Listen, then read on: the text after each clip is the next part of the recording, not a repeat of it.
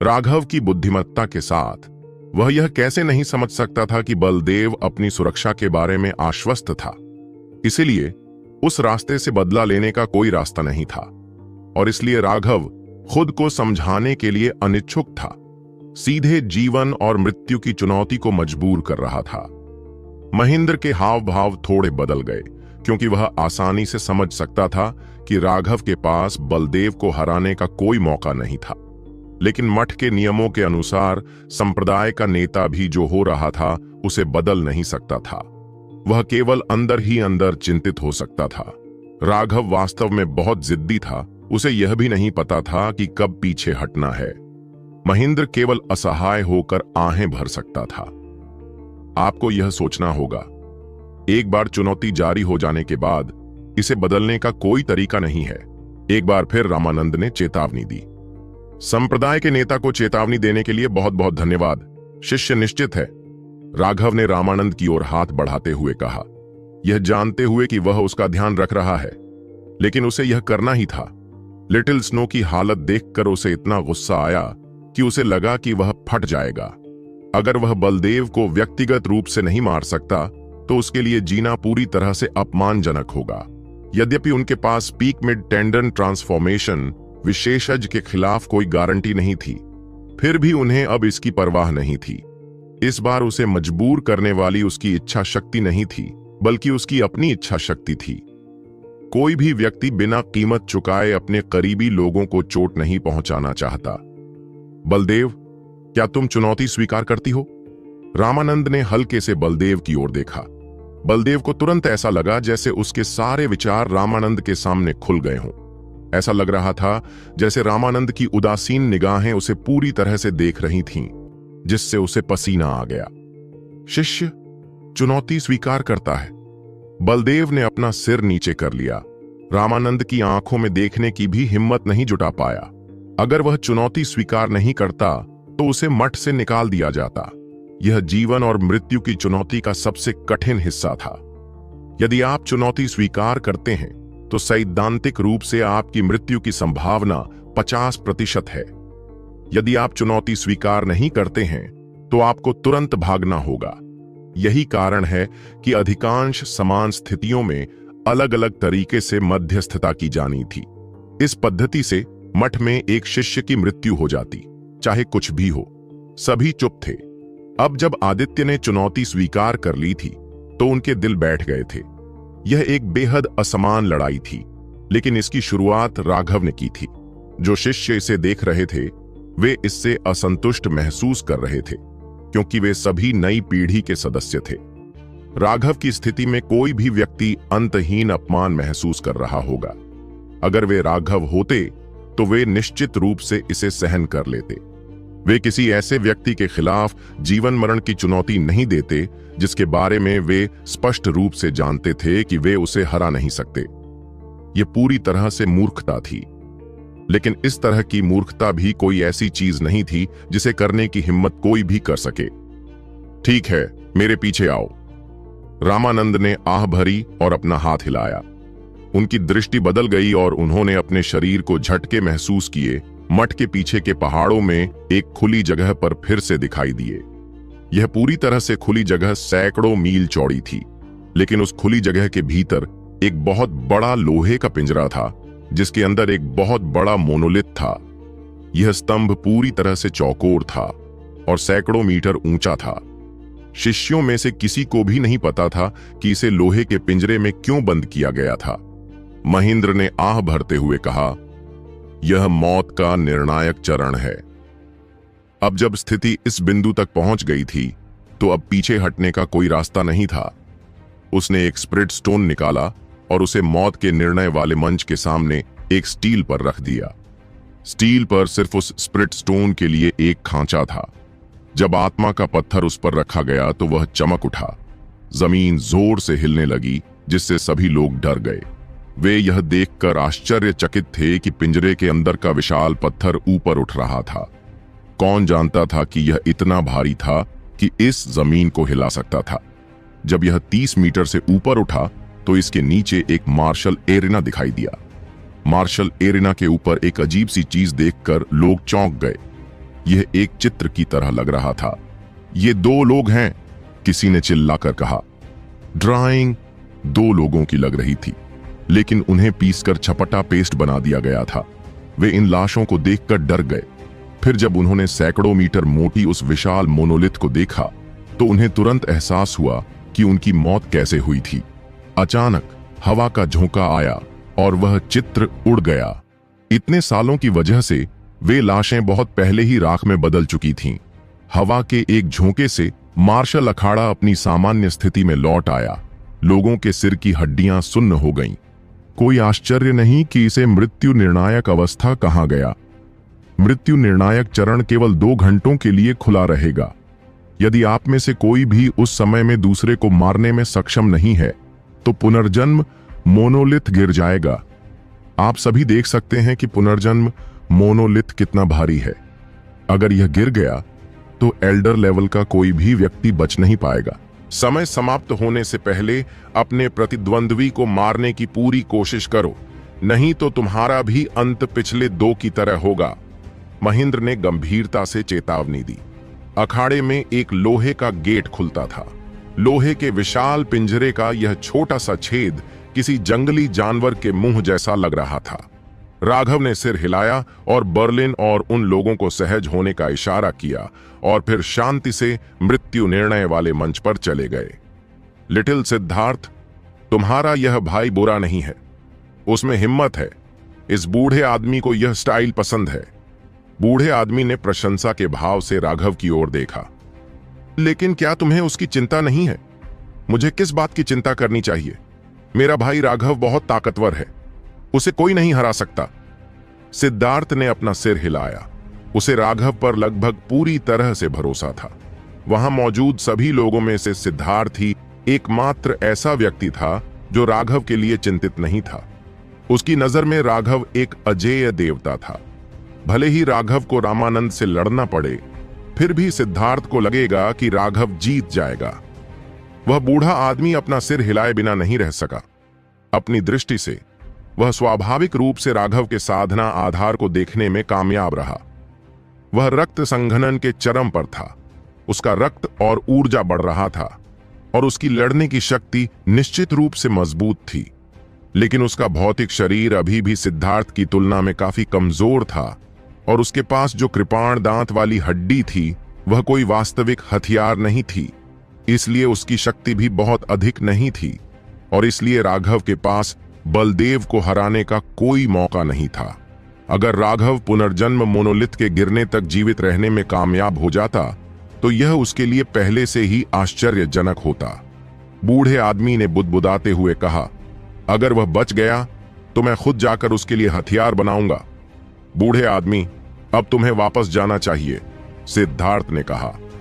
क्यों? मेरा भाई राघव निश्चित रूप से जीतेगा। यदि आप अभी से हथियार बनाना शुरू कर देते हैं तो आप कुछ और समय बचा सकते हैं। आप यहां समय क्यों बर्बाद कर रहे हैं?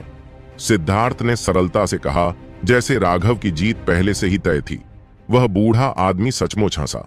वह सिद्धार्थ के स्वभाव को जानता था, इसलिए उसने और कुछ नहीं कहा और पीछे मुड़कर मौत के निर्णायक चरण को देखने लगा। इस समय बलदेव भी अंदर आया।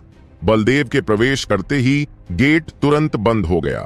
पुनर्जन्म मोनोलिथ में एक खांचा चमक उठा और लोगों ने देखा कि यह पहले से ही धीरे धीरे नीचे उतरना शुरू हो गया था। यह मौत निर्णायक युद्ध शुरू हो चुका था। जब लोहे का गेट बंद हुआ तो उनके सिर के ऊपर से पुनर्जन्म का पत्थर धीरे धीरे नीचे उतरने लगा। एल्डर महेंद्र के अनुसार उनके पास केवल 2 घंटे थे। यदि वे 2 घंटे में अपने प्रतिद्वंद्वी को नहीं मार सके तो पुनर्जन्म मोनोलिथ गिर जाएगा और उनका भाग्य पहले के उन 2 चित्रों के समान होगा। बलदेव ने अपनी तलवार निकाली और टेंडन परिवर्तन क्षेत्र के मध्य शिखर की आभा तुरंत भड़क उठी। सिद्धार्थ ने गुस्से में कहा, यह कमीना अपनी ताकत छुपा रहा था। जब उसने बलदेव से लड़ाई की थी तो बलदेव के पास स्पष्ट रूप से ऐसी शक्ति नहीं थी।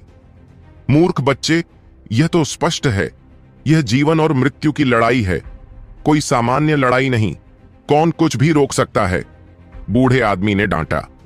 कमीने, अगर मुझे पता होता कि वह इतना चालाक है तो मैं उसे अपने डंडे से कुचल देता, सिद्धार्थ ने अफसोस जताते हुए कहा। आह, बस शांति से देखो। बलदेव की पूरी तरह से अनियंत्रित आभा ने सभी को चकित कर दिया। सैकड़ों मीटर दूर से भी वे अभी भी एक अविश्वसनीय दबाव महसूस कर सकते थे।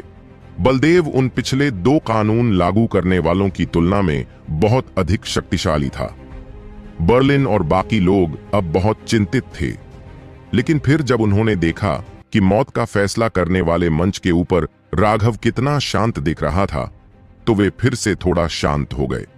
वर्तमान राघव न तो गुस्से में दिख रहा था, न ही वह घबराया हुआ दिख रहा था, न ही वह डरा हुआ दिख रहा था।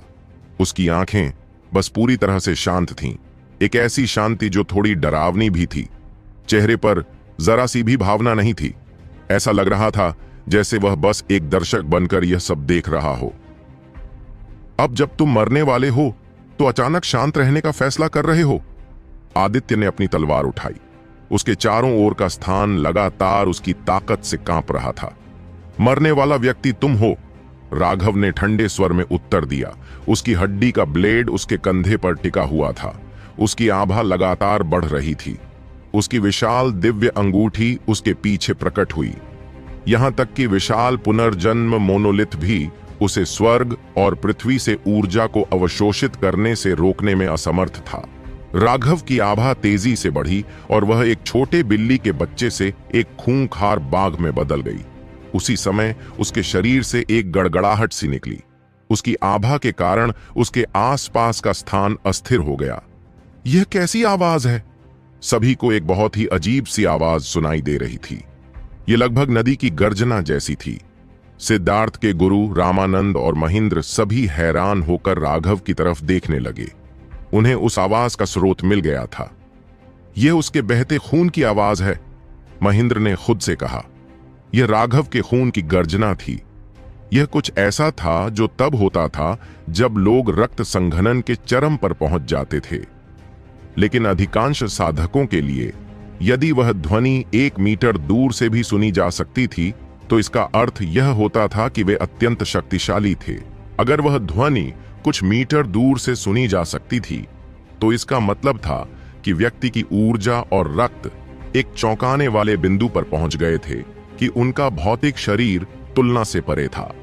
यहां तक कि मनोज अपने शक्तिशाली भौतिक शरीर के साथ केवल 30 मीटर दूर तक ही उस ध्वनि को प्रसारित करने में सक्षम था। लेकिन अब राघव का खून युद्ध के ढोल की तरह बज रहा था। इसे 500 मीटर दूर से भी स्पष्ट रूप से सुना जा सकता था और यह आसपास के पहाड़ों तक भी गूंज रहा था। यह वाकई चौंकाने वाला था। यह लड़ाई वैसी नहीं थी जैसी तब थी जब उसने मनोज से लड़ाई की थी। हालांकि राघव मनोज और उनसे नफरत करता था, लेकिन वे सभी साधक थे जो संसाधनों के लिए संघर्ष कर रहे थे और इसलिए वह उनसे पूरी तरह से नफरत नहीं करता था। लेकिन लिटिल स्नो की दयनीय स्थिति ने उसे पूरी तरह से क्रोधित कर दिया था। वध करने की वह इच्छा जिसे उसने इतने समय से दबा रखा था, अंततः फूट पड़ी। राघव हमेशा अपने अंदर वध की इस इच्छा से थोड़ा डरता था। वह समझ सकता था कि यह इच्छा असुरा सुथरा बॉडी आर्ट से आती है। यह इच्छा एक बार पहले भी उसके नियंत्रण से बाहर हो चुकी थी। तब उसके पूरे परिवार की जान दांव पर लगी थी। उस समय राघव ने उस सफेद वस्त्रधारी व्यक्ति को मार डाला था, लेकिन अब तक उसे एहसास हो चुका था कि सफेद वस्त्र पहने वह व्यक्ति वास्तव में धर्मनिरपेक्ष दुनिया के टेंडन परिवर्तन साधकों से थोड़ा ही ज्यादा शक्तिशाली था। वह मठ में टेंडन परिवर्तन विशेषज्ञों के बराबर भी नहीं था। कमजोर संप्रदाय और जुआनटियन मठ जैसे शक्तिशाली संप्रदाय से आने के बीच यही अंतर था। अब एक सच्चे शिखर मध्य टेंडन परिवर्तन विशेषज्ञ का सामना करते हुए राघव ने भी कुछ भी नहीं रोका और पूरी तरह से वध की अपनी इच्छा को प्रकट कर दिया। केवल तभी जब वह उस इच्छा को दबाना बंद कर देगा, असुरा सुथरा बॉडी आर्ट अपनी चरम अवस्था तक पहुंच जाएगा। उसका खून गर्जना करता है और उसके भीतर अनगिनत सुनहरे कण बहते हैं। उसकी आभा तेजी से शक्तिशाली होती जा रही है। बुरा नहीं है, लेकिन यह दुर्भाग्यपूर्ण है कि तुम रक्त संघनन क्षेत्र में केवल एक बदमाश हो। आज केवल तुम ही मरोगे। शायद तुम्हें अब अपने दोस्तों से कुछ अंतिम शब्द कहने चाहिए। अन्यथा तुम्हें बाद में कोई मौका नहीं मिलेगा, बलदेव ने व्यंग्य किया। राघव के शरीर की ऊर्जा तुरंत दोगुनी हो गई। बलदेव की ओर अपनी हड्डी का ब्लेड दिखाते हुए राघव ने ठंडे स्वर में कहा, अपनी बचकानी बातें बंद करो। अगर तुम मुझे, राघव को, मनोवैज्ञानिक झटका देने की कोशिश करोगे तो इससे तुम्हारे दिल का डर ही सामने आएगा।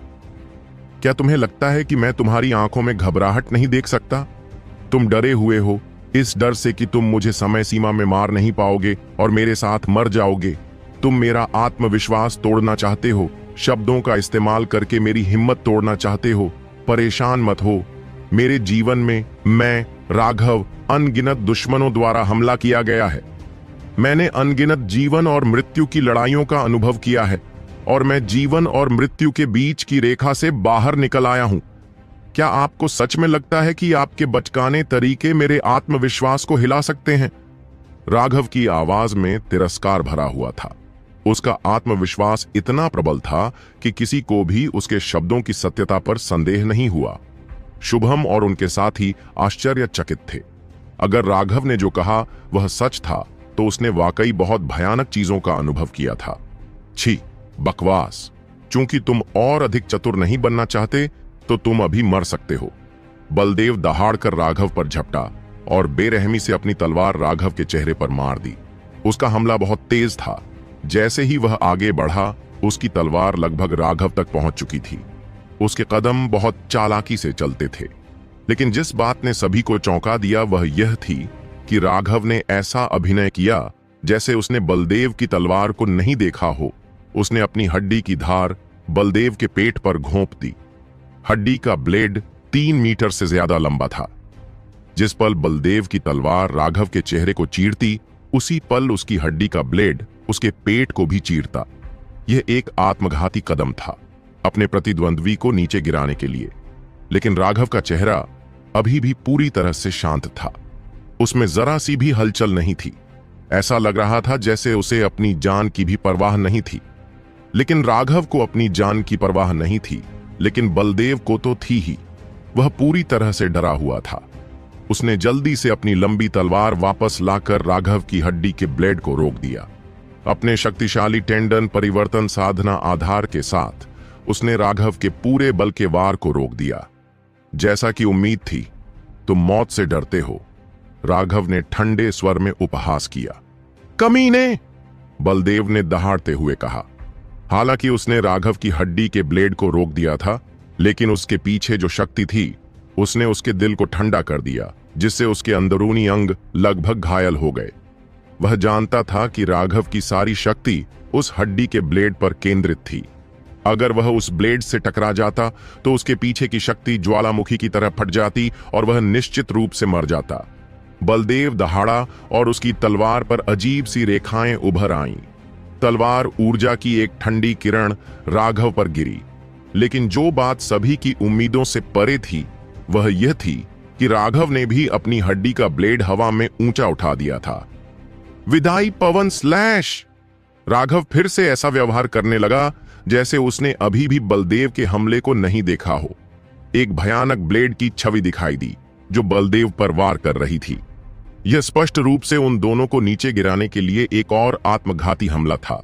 बलदेव भयभीत था। उसकी तलवार ऊर्जा निश्चित रूप से राघव को मार डालेगी, लेकिन राघव की ब्लेड छवि भी उसे टुकड़ों में काट देगी। अब बचने के लिए बहुत देर हो चुकी थी। उसने अपनी तलवार ऊर्जा को झुकाने की पूरी कोशिश की और उसे राघव की ब्लेड छवि से टकराया। जब दोनों टकराए तो बलदेव ने तुरंत खांसकर खून का एक घूंट बाहर निकाला और कुछ कदम पीछे हट गया। वह चोट सिर्फ राघव की ब्लेड छवि की वजह से नहीं थी, यह उन दोनों के हमलों का असर था। अपनी तलवार ऊर्जा की दिशा को जबरन बदलने के लिए उसे अंदरूनी चोट लग गई थी। आम समय में यह बस एक हल्का झटका था और चिंता की कोई बात नहीं थी, लेकिन राघव की पूरी ताकत वाली ब्लेड छवि उस पर टूट पड़ी। उसकी तलवार ऊर्जा ने अपनी आधी से ज्यादा शक्ति खो दी थी, क्योंकि उसने जबरदस्ती उसका रास्ता बदल दिया था, जिससे वह घायल हो गया था। बलदेव को खून की खांसी करते देख सभी के दिल धड़क उठे। बलदेव स्पष्ट रूप से, अविश्वसनीय रूप से शक्तिशाली था, लेकिन राघव के सामने जो अपनी जान जोखिम में डाल रहा था वह कुछ भी करने में असमर्थ था। जहां तक राघव की बात है, वह पूरी तरह से शांत था। 2 बार की मुठभेड़ के बाद भी जिसमें उसकी जान जा सकती थी, उसके चेहरे पर अभी भी कोई बदलाव नहीं आया। उस तरह की बर्फीली शांति बिल्कुल भयावह थी। बलदेव क्रोधित हो गया। उसने सभी तरह के शक्तिशाली हमले किए, लेकिन दोनों बार उसे राघव ने पीछे धकेल दिया। जैसे ही वह एक बार फिर उस पर हमला करने की तैयारी कर रहा था, राघव की हड्डी का ब्लेड उसके चेहरे के सामने आ गया, जो उसका सिर काटने ही वाला था। उसने जल्दी से अपना सिर घुमाया और पीछे कूद गया। वह राघव के हमले से बाल बाल बच गया, लेकिन दुर्भाग्य से वह एक बात भूल गया था। यह बाहरी दुनिया नहीं थी, बल्कि मौत का फैसला करने वाला मंच था। यह केवल 200 मीटर चौड़ा था। राघव के पिछले 2 हमलों के बाद वह पहले ही किनारे के पास पहुंच चुका था। अब जब वह वापस कूद गया था, एक जोरदार धमाके के साथ बलदेव का सिर लोहे के खंभे से टकराया। यह देखकर सभी लोग अचंभित रह गए, लेकिन यह कहने की जरूरत नहीं थी कि उसकी चरम मध्य टेंडन परिवर्तन शक्ति बहुत बढ़िया थी। तोप के गोले की तरह वापस गोली चलाने और फिर खंभे से टकराने के बावजूद उसके सिर से सिर्फ खून की एक बूंद बही। हालांकि एक पल के लिए उसे बहुत चक्कर आया, उसे आंखों में तारे दिखाई देने लगे, लेकिन फिर उसे एहसास हुआ कि वह किस स्थिति में है और वह जल्दी से संभल गया। वह अभी उस चक्कर से उभरा ही था कि उसने देखा कि राघव की हड्डी का ब्लेड उसके पेट की ओर एक अजीब सी चाप काट रहा है। यह इतना तेज था कि उसे बचने का समय ही नहीं मिला। डर के मारे उसने अपनी तलवार सीधे राघव के दिल पर फेंकी। उसकी तलवार राघव की हड्डी के ब्लेड जितनी लंबी नहीं थी, इसलिए उसे पीछे धकेलने के लिए उसे अपनी तलवार फेंकनी पड़ी। इस तरह उसका हमला थोड़ा तेज हो जाता और राघव को चकमा देकर अपनी मौजूदा मुश्किल से बच निकलना पड़ता। लेकिन जो बात सभी को हैरान कर रही थी वह यह थी कि राघव ने अभी भी ब्लेड की अनदेखी करते हुए अपना हमला जारी रखा। 2 हथियार मांस को चीर रहे थे। राघव की हड्डी की धार बलदेव के पेट में घुस गई, लेकिन राघव के दिल के ऊपर एक तलवार चिपकी हुई थी। एक पल के लिए हर कोई मौत की तरह चुप हो गया। पूरी भीड़ में सन्नाटा पसरा हुआ था। बर्लिन को लगा कि दुनिया उसके इर्द गिर्द घूम रही है और वह बेहोश हो गई। यह अनुराधा था जिसने उसे पकड़ लिया था। चाहे कोई साधक कितना भी शक्तिशाली क्यों न हो, जब तक कि वह ज्यानटियन क्षेत्र में कदम न रखे, दिल में छुरा घोंपना पूरी तरह से घातक था। उनमें से किसी ने भी उम्मीद नहीं की थी कि राघव वास्तव में बलदेव के साथ मर जाएगा। रामानंद और महेंद्र दोनों ही अचंभित थे। क्या यह नहीं कहा गया था कि डायवर्जेंट को केवल स्वर्गीय दांस ही मार सकते हैं? क्या राघव डायवर्जेंट नहीं था? वे दोनों पछतावे से भर गए। अगर उन्हें पहले पता होता कि राघव डायवर्जेंट नहीं है, तो उन्हें इतनी शंकाएं नहीं होती और वे उसे अपना सबसे मजबूत शिष्य बनाने के लिए हर संभव प्रयास करते। ऐसा कैसे हो सकता है? आदित्य ने अपने पेट में घुसी हड्डी की धार को देखा। उसके सारे अंग नष्ट हो चुके थे और उसकी जिंदगी तेजी से खत्म हो रही थी। ऐसा इसलिए है क्योंकि तुम्हें मौत का डर है, जबकि मुझे नहीं। राघव का चेहरा अभी भी उतना ही शांत था जितना शुरू से था। ऐसा लग रहा था जैसे उसे जिंदगी या मौत की कोई परवाह ही नहीं थी। मैं मरना नहीं चाहती, मैं जीना चाहती हूं। बलदेव फूट फूट कर रोई। क्या तुम अलग तरह से काम करते अगर तुम्हें पता होता कि इसका यह नतीजा होगा? जब तुम लिटिल स्नो को परेशान कर रहे थे, जब तुम लिटिल स्नो की जान लेने वाले थे, जब तुम किसी शक्तिशाली तानाशाह की तरह काम कर रहे थे, क्या तुम्हें लगा था कि यह दिन आएगा? जाओ अपने रास्ते पर। राघव ने बलदेव के पेट से अपनी हड्डी का ब्लेड निकाला। हर कोई बलदेव के पेट को साफ देख सकता था। वहां 1 फुट लंबा छेद हो गया था और उसके टूटे हुए अंग बाहर गिर गए थे, जिससे उसकी तुरंत मौत हो गई। कृपया संप्रदाय के नेता, कृपया जाकर राघव को बचाओ। अचानक वहां उपस्थित सभी शिष्य रामानंद के सामने झुक गए। आश्चर्य की बात यह थी कि मनोज और श्याम भी उनमें शामिल थे। रामानंद ने असहाय भाव से अपना सिर हिलाया। अगर यह उसका अपना दिल होता जिसे छुरा घोंपा गया था, तो अपने ज्यानेटियन क्षेत्र साधना आधार के साथ वह इसे ठीक करने के लिए प्राकृतिक ऊर्जा का उपयोग करने में सक्षम था। लेकिन राघव ने अभी तक जैनेटियन क्षेत्र में कदम नहीं रखा था और इसलिए वह उस प्राकृतिक ऊर्जा को सहन करने में असमर्थ था। उसका शरीर उस शक्ति से तुरंत फट जाएगा। घुटनों के बल बैठे शिष्यों को देखकर रामानंद आहें भरने से खुद को रोक नहीं पाया। क्या यह राघव के करिश्मे की ताकत थी? यहां तक कि उसके पिछले दुश्मन भी उसे बचाने की भीख मांग रहे थे। मेरा भाई राघव मरा नहीं है तो उसे बचाने की क्या जरूरत है? सिद्धार्थ ने असमंजस से सभी की ओर देखा और अपना सिर खुजाया। अचानक मृत्यु निर्णायक मंच का द्वार फिर खुल गया। पुनर्जन्म का पत्थर भी गिरना बंद हो गया। शुरू से लेकर अब तक वह सिर्फ आधा फीट नीचे उतरा था। लड़ाई बहुत जल्दी खत्म हो गई थी। सिर्फ 4 चालों में राघव ने बलदेव को मार गिराया था। इसमें बस कुछ सांसों का समय लगा था, लेकिन उन 2 सांसों ने इतनी धीमी गति से काम किया कि उन सभी को लगा जैसे पूरे 2 घंटे बीत गए हों। यह बहुत ही चौंकाने वाला और भयावह अनुभव था। उस आकृति को धीरे धीरे मृत्यु निर्णायक मंच से बाहर निकलते देख सभी लोग श्रद्धा और पश्चाताप से भर गए। वह तलवार अभी भी उसके हृदय में चुभ रही थी। जैसे ही उसे बाहर निकाला जाता वह तुरंत मर जाता। अगर उसे बाहर नहीं निकाला जाता तो भी वह 2 सांसों से ज्यादा नहीं टिक पाता। हर कोई उसके जाने पर शोक मना रहा था। बॉस, मत मरो। मैं अभी भी तुम पर भरोसा कर रही हूं कि तुम मुझे पूरी दुनिया में ले जाओगे। अर्जुन सबसे पहले दौड़कर आया और रोने लगा। राघव ने भौहें सिकोड़ी और अपनी स्थानिक अंगूठी से तरल की एक बूंद निकाली, उसे निगल लिया। फिर उसने तलवार की मूठ पकड़ ली। जैसे ही उसने तलवार निकाली, खून बहने लगा। नहीं! सभी लोग चौंक कर चिल्ला उठे। ऐसा करने से उसका सारा खून बह जाएगा और वह तुरंत मर जाएगा। जैसे ही उसने तलवार निकाली, राघव ने महसूस किया कि दिव्य जीवन ऊर्जा की बूंद उसके दिल को ठीक कर रही है, घायल हिस्से को जल्दी से जोड़ रही है।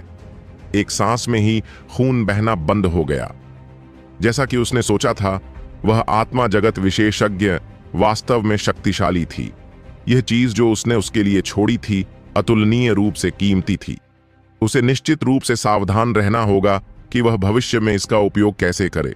लेकिन उसी समय उसे उसके आखिरी शब्द याद आ गए। दिव्य जीवन ऊर्जा की ये बूंदें एक तरह का अनुबंध थीं। उसे भविष्य में उसकी मदद करनी होगी। राघव वास्तव में उस तथाकथित आत्मा की दुनिया में जाना चाहता था, लेकिन वह चीज वर्तमान में उसके लिए बहुत दूर थी। बॉस, आप मर नहीं रहे हैं? अर्जुन चौंक गया। उसकी छाती का छेद तेजी से वापस जुड़ गया था और वह बकवास करने से खुद को नहीं रोक सका। राघव कुछ कहने ही वाला था कि तभी थकान ने उसे जकड़ लिया और उसे चक्कर आने लगा। अब तक उसने बहुत ज्यादा खून खो दिया था। हालांकि दिव्य जीवन ऊर्जा की उस बूंद ने उसे ठीक कर दिया था, लेकिन यह उसके खून की कमी को इतनी जल्दी पूरा नहीं कर पाई। बॉस! अर्जुन तुरंत उसका समर्थन करने के लिए दौड़ा। राघव ने अपना सिर हिलाया। उसे अभी भी कमजोरी का एहसास हो रहा था। उसने बहुत ज्यादा खून खो दिया था। रक्त संघनन के 11वें स्वर्ग चरण तक पहुंचने में उसे शायद काफी समय लगेगा। राघव, राघव, तुमने मुझे मौत के घाट उतार दिया। तुम बदमाश! बर्लिन फिर से एक छोटे बच्चे की तरह हो गई थी। उसके गालों पर आंसू बह रहे थे। अरे अरे, मुझे अच्छा लगा कि तुम मुझे गले लगाना चाहती हो, लेकिन क्या हम ऐसी जगह ढूंढ सकते हैं जहां कोई न देखे? इतने सारे दर्शकों के बीच मैं वास्तव में नहीं कर सकता।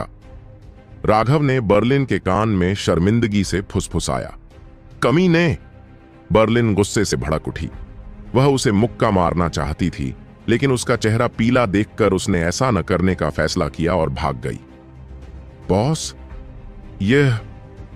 अर्जुन को वास्तव में पता नहीं था कि क्या करना है। बस उसे जाने दो। यह उसके लिए अच्छा होगा कि वह अपनी भावनाओं को बाहर निकाल सके, राघव ने हंसते हुए कहा। फिर वह मुड़ा और सभी की ओर अपनी मुट्ठी बांध ली। उन सभी ने संप्रदाय के नेता से उसे बचाने की भीख मांगी थी। चाहे वे सच्चे थे, झूठे थे या सिर्फ भीड़ के साथ जा रहे थे, राघव ने फिर भी उस भावना को स्वीकार कर लिया। सभी लोग जल्दी से उठकर झुक गए और जवाब में झुक गए। फिर वे यहां से तितर बितर हो गए। वे सभी जानते थे कि यह मामला अपने अंजाम तक पहुंच चुका है और उनके लिए देखने के लिए और कुछ नहीं है। अगर वे अब भी नहीं गए तो उन्हें बस भगा दिया जाएगा। सभी लोग जल्दी से वहां से चले गए, जिनमें एल्डर्स और कानून लागू करने वाले लोग भी शामिल थे। अब वहां केवल सिद्धार्थ और उसके मालिक रामानंद, महेंद्र और राघव ही बचे थे। बहुत बढ़िया। रामानंद ने प्रशंसा से राघव की ओर देखा। उसकी ताकत पहले ही उसकी उम्मीदों से बढ़कर हो चुकी थी। राघव की ताकत उसकी साधना तकनीक में नहीं थी, न ही उसके भौतिक शरीर में थी, न ही उसके युद्ध कौशल में थी। उसकी ताकत उसकी इच्छा शक्ति में थी। एक ऐसे दुश्मन के सामने जिसे वह हरा नहीं सकता था, फिर भी उसे जरा सी भी निराशा या घबराहट महसूस नहीं हुई। उस तरह की इच्छा शक्ति कुछ ऐसी थी जो उन पुराने बुजुर्गों ने भी हासिल नहीं की थी। प्रशंसा के लिए संप्रदाय के नेता का धन्यवाद, राघव ने थोड़ी विनम्रता से कहा। राघव उन लोगों के प्रति बहुत सम्मान महसूस करता था जिनके पास शक्तिशाली साधना आधार थे, फिर भी वे सदाचारी और ईमानदार बने रहे। मैंने पहले ही सुना है कि क्या हुआ। मठ के नियमों में वाकई खामियां हैं, लेकिन मेरे पास उन नियमों को बदलने का अधिकार नहीं है, रामानंद ने आह भरते हुए कहा। राघव ने अपना सिर हिलाया। इस दुनिया में कोई भी नियम सही नहीं है। स्वर्ग और पृथ्वी भी अपूर्ण हैं, मानव निर्मित नियमों की तो बात ही छोड़िए। इसलिए संप्रदाय के नेता का समर्थन करने के लिए धन्यवाद।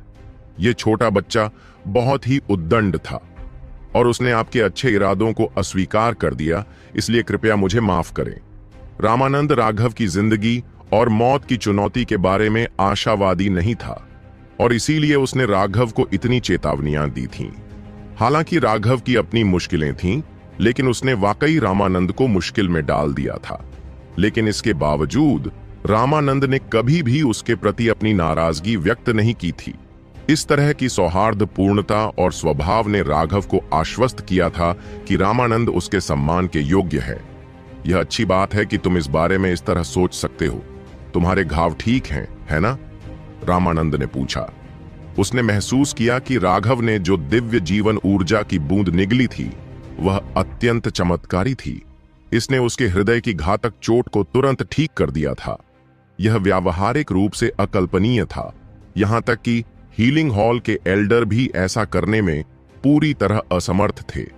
हीलिंग हॉल के शिष्यों की आध्यात्मिक ऊर्जा का बाहरी घावों पर सबसे अधिक प्रभाव था, लेकिन आंतरिक घावों के लिए वे लगभग शक्तिहीन थे। वे केवल धीमी पोषण पद्धति पर भरोसा कर सकते थे और उस तरह का प्रभाव औषधीय गोलियों के उपयोग जितना भी अच्छा नहीं था। देखभाल संप्रदाय के नेता के लिए धन्यवाद। शिष्य ठीक है, राघव मुस्कुराया। हालांकि वह अभी भी कमजोर महसूस कर रहा था, लेकिन वह जल्दी से ठीक हो रहा था। एकमात्र अफसोस की बात यह थी कि उसने अपना बहुत सारा आवश्यक रक्त खो दिया था। उसे फिर से भरने में उसे बहुत समय लगेगा, जिससे उसे वास्तव में सिर दर्द हो रहा था। छोटे दोस्त, तुम बुरे नहीं हो। क्या तुम मुझे अपना गुरु बनाना चाहते हो? सिद्धार्थ के गुरु राघव से बहुत खुश हो रहे थे। बिल्कुल नहीं, रामानंद और महेंद्र दोनों ने एक साथ चिल्लाकर कहा। वर्तमान में राघव अब वैसा नहीं रह गया था जैसा वह मठ में प्रवेश करते समय था। जैसे जैसे उसकी साधना का आधार बढ़ता गया, स्वर्गीय दांस ने पहले ही उसकी कुछ विचित्रताओं को छिपा दिया था। मूल रूप से मनुष्य जाति में भिन्नताएं मौजूद नहीं हो सकती। अगर वह राघव को अपना शिष्य बना लेता तो वह शक्तिशाली कर्म से संक्रमित हो जाता। वह ऐसी चीज नहीं थी जिससे वह बच पाता। राघव मठ में शामिल हो गया था, लेकिन ज्वानटियन मठ ज्वानटियन सुपरमठ की एक शाखा मात्र था और सुपरमठ पूरे ज्वानटियन दांव संप्रदाय का था। यही कारण था कि शाखा मठ के एक छोटे संप्रदाय के नेता के रूप में रामानंद के पास किसी भी नियम को बदलने का अधिकार नहीं था।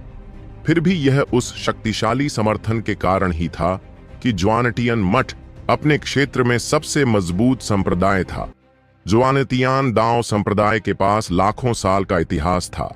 राघव अपने कर्म से इतने बड़े अस्तित्व को प्रभावित नहीं कर सकता था, और अगर वह ऐसा करता भी तो यह पूरे ज्वानटियन दांव संप्रदाय में खुद को कमजोर कर देता, जिससे इसका प्रभाव कमजोर हो जाता और यह बहुत गंभीर नहीं रह जाता। लेकिन अगर कोई राघव का गुरु बनने की हिम्मत करता तो उसे तुरंत स्वर्गीय दंड मिलता, शायद उसे तुरंत मार दिया जाता।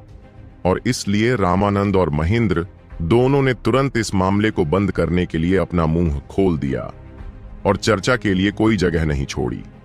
सिद्धार्थ के मालिक क्रोधित हो गए और गुस्से से बोले, किसने कहा कि यह ठीक नहीं है? अगर मैं कहता हूं कि यह ठीक है तो यह ठीक है। क्या तुम मेरा विरोध करने की हिम्मत कर सकते हो? वह बूढ़ा आदमी बहुत ही हिंसक स्वभाव का था और इस तरह से साफ मना कर दिए जाने पर वह तुरंत भड़क गया। रामानंद को सिर दर्द महसूस हुआ। वह जानता था कि एक बार उसका यह चाचा गुरु नाराज हो गया तो वह पूरे मठ को उलट सकता है। महेंद्र ने जल्दी से राघव को एक सार्थक नजर से देखा। हालांकि वह समझ नहीं पाया कि क्या हो रहा था, लेकिन यह देखकर कि उन्होंने इसे इतनी गंभीरता से मना कर दिया, राघव ने उन पर भरोसा किया और माफी मांगते हुए कहा, मैं आपकी दयालुता की सराहना करता हूं, लेकिन मुझे अब अपने साथी भाइयों के साथ रहने की आदत हो गई है, इसलिए मैं सीनियर के अच्छे इरादों को स्वीकार नहीं कर सकता। वह बूढ़ा आदमी आखिरकार शांत हो गया। ऐसा नहीं था कि उसे राघव को प्रशिक्षु के रूप में रखना ही था, लेकिन यह सिर्फ इतना था कि रामानंद और महेंद्र के रवैये ने उसे भड़का दिया था। राघव अपने साथी भाइयों के साथ रहना चाहता था और उसके लिए यह देखना काफी था कि राघव अपने साथियों को कितना महत्व देता है। यह बात उन शिष्यों को देखकर ही स्पष्ट हो गई थी जो उसके लिए घुटने टेकने को तैयार थे। उस बूढ़े व्यक्ति को अंततः शांत होते देख रामानंद और महेंद्र ने राहत की सांस ली और आभारी हुए कि राघव इतना समझदार था। राघव को अचानक कुछ याद आया और उसकी उम्मीदें तुरंत बढ़ गईं।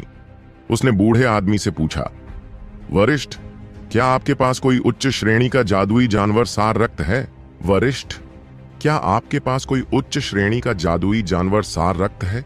राघव ने उम्मीद से पूछा, और जैसा कि उसने उम्मीद की थी, उस बूढ़े आदमी ने सिर हिलाया। बेशक, मेरे पास चौथे दर्जे के जादुई जानवर का सार खून बहुत है। क्या तुम्हें इसकी जरूरत है? उसने सिद्धार्थ से सुना था कि उसका मालिक उसे शिकार पर ले जाता था और वह अक्सर चौथी श्रेणी के जादुई जानवरों को खा जाता था। यही कारण था कि अब उसका शरीर इतना शक्तिशाली हो गया था।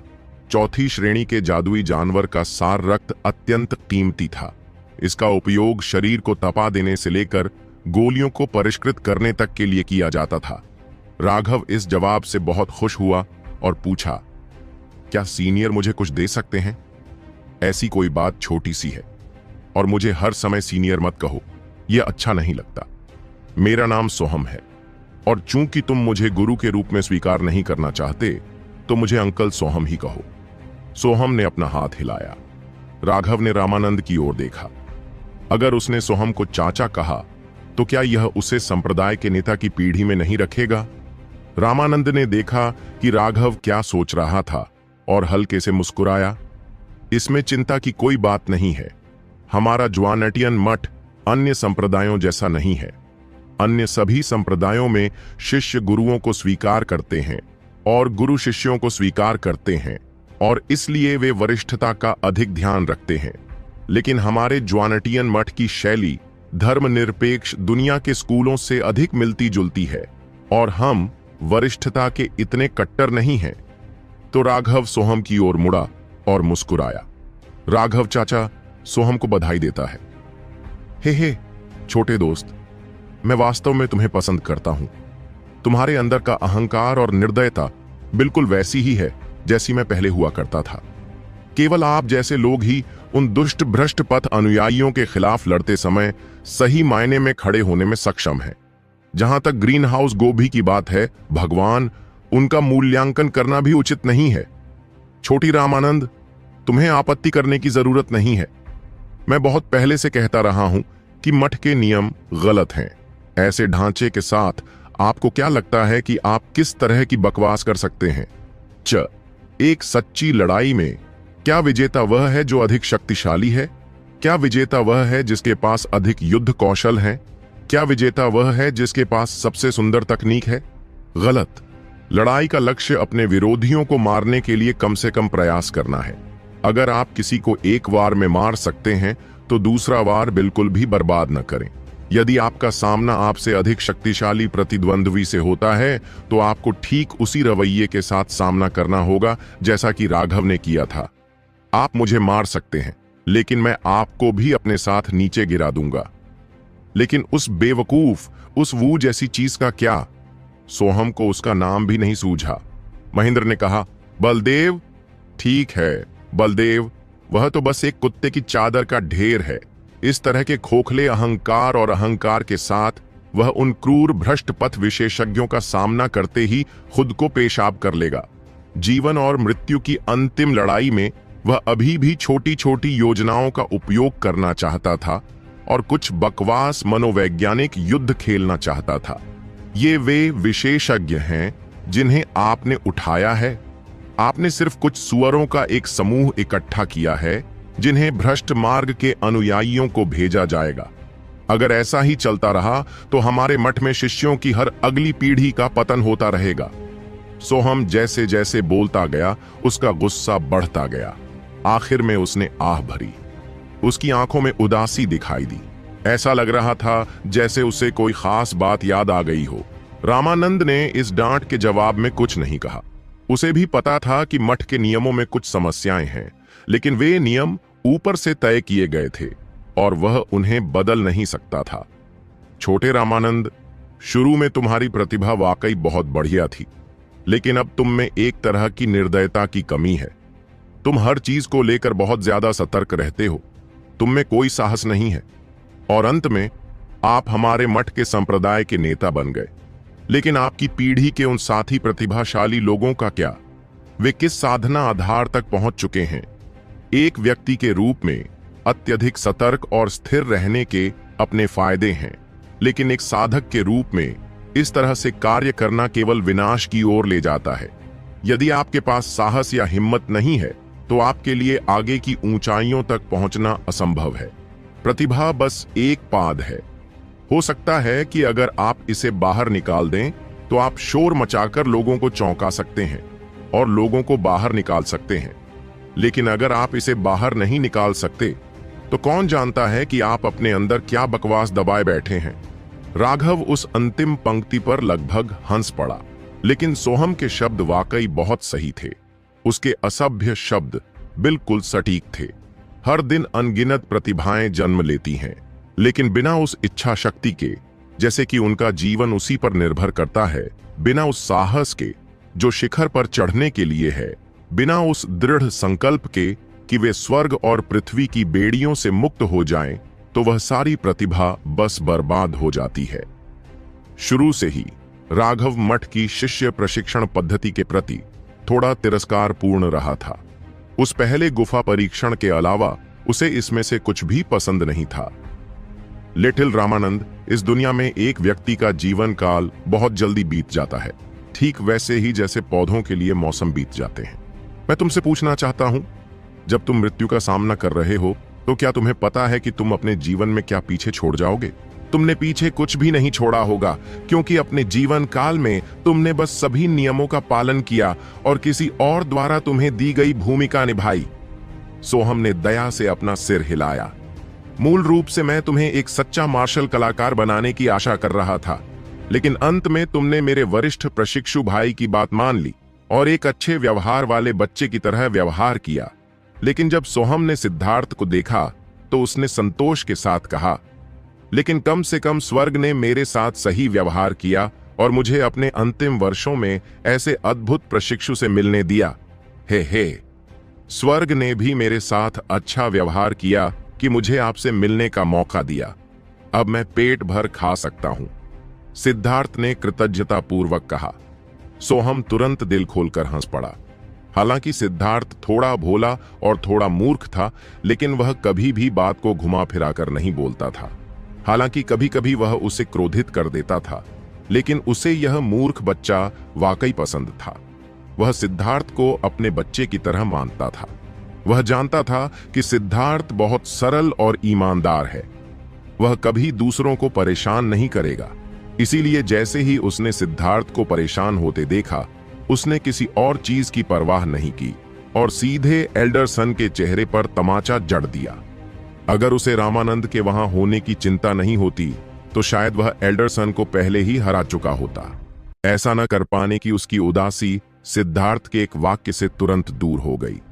रामानंद एक पल के लिए सोच में डूब गया और फिर राघव की ओर मुड़ा। राघव, आपको क्या लगता है कि मठ को शिष्यों को मजबूत बनाने के लिए क्या करना चाहिए? राघव ने कड़वी मुस्कान के साथ कहा। महान संप्रदाय नेता, आपने वास्तव में मुझे बहुत ज्यादा महत्व दिया है। मैं रक्त संघनन क्षेत्र में सिर्फ एक शौकिया हूं। मेरे विचार आपके समय के लायक कैसे हो सकते हैं? कोई बात नहीं, बस मुझे बताओ कि तुम क्या सोचते हो, मैं सुनना चाहता हूं, रामानंद ने गंभीरता से कहा। चूंकि वह मजाक नहीं कर रहा था, इसलिए राघव भी गंभीर हो गया। चूंकि संप्रदाय के नेता ने मुझे आदेश दिया है, इसलिए मैं आपको केवल अपने यादृच्छिक विचार बता सकता हूं। मेरी नजर में मठ के नियमों को इस तरह से संक्षेप में प्रस्तुत किया जा सकता है।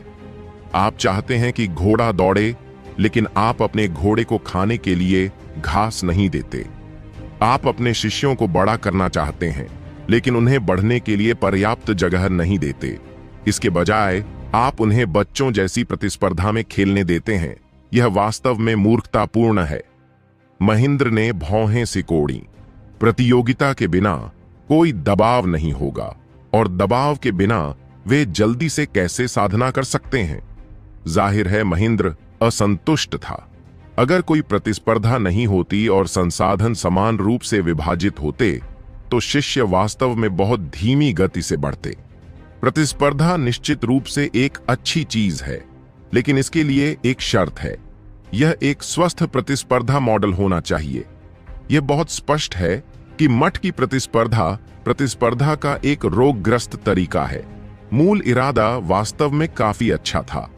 सभी को ऊपर उठाने के लिए एक दूसरे के साथ प्रतिस्पर्धा करने देना, उन्हें अधिक मेहनत करने के लिए प्रेरित करने के लिए आपसी दबाव का उपयोग करना, सभी को अपने साथी से आगे निकलने की इच्छा रखने देना और विकास के लिए हर संभव प्रयास करना। यह बिल्कुल वैसा ही है जैसा अंकल सोहम ने कहा था। इस तरह का तरीका अपने आप में बुरा नहीं है, लेकिन इस तरीके से तैयार किए गए तथाकथित विशेषज्ञ सिर्फ बकवास हैं।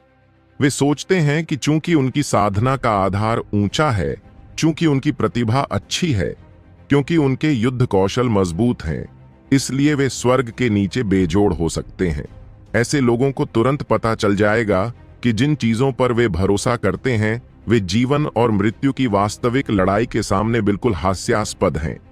आपके विरोधियों को इस बात की परवाह नहीं है कि आपकी साधना का आधार क्या है। उन्हें इस बात की परवाह नहीं है कि आपके पास कौन से युद्ध कौशल हैं। उन्हें इस बात की परवाह नहीं है कि आपके पास कौन सी प्रतिभा है। उन्हें बस इस बात की परवाह है कि आपका सिर कैसे काटा जाए। ऐसे समय में मठ के शिष्यों के खोखले हमले और लड़ने की शैली जान की बाजी लगाकर लड़ रहे दुश्मन के सामने टोफू की तरह कमजोर साबित होगी। अंत में वे बस दूसरों के हाथों मारे जाएंगे। महेंद्र और रामानंद चुपचाप इस पर विचार कर रहे थे। राघव ने मठ की वर्तमान अजीब स्थिति का जिक्र किया था, लेकिन वे इसे बदलने में भी असहाय थे। ऐसा नहीं था कि वे अपने शिष्यों से एक दूसरे को मारने की कोशिश करवा सकते थे। न केवल यह उच्च अधिकारियों द्वारा अनुमोदित नहीं होता, बल्कि फिर कौन अपने शिष्यों को यहां भेजेगा? बस वह अंतिम परीक्षा ही अनगिनत शक्तियों को पीछे हटने के लिए काफी थी। अगर वे अपने शिष्यों को मरने देते रहे तो अंत में उनके पास कोई शिष्य नहीं बचेगा। तो फिर हम वर्तमान स्थिति को कैसे बदल सकते हैं? रामानंद ने पूछा। एक साझा दुश्मन बनाओ, राघव ने बहुत ही स्पष्ट रूप से कहा। ओह, क्या हम भ्रष्ट मार्ग के प्राणघातक शत्रु नहीं हैं? फिर हमें इसे स्वयं स्थापित करने की भी आवश्यकता नहीं है। हमारे शिष्य हमेशा से अपने शिष्यों के लिए सिर्फ साण के पत्थर रहे हैं, तो फिर हम उन्हें अपनी धार क्यों नहीं बना सकते? एक साझा दुश्मन को लक्ष्य बनाकर हर कोई एक साझा लक्ष्य के लिए आगे बढ़ेगा। हर कोई एक ही पृष्ठ पर समाप्त होगा।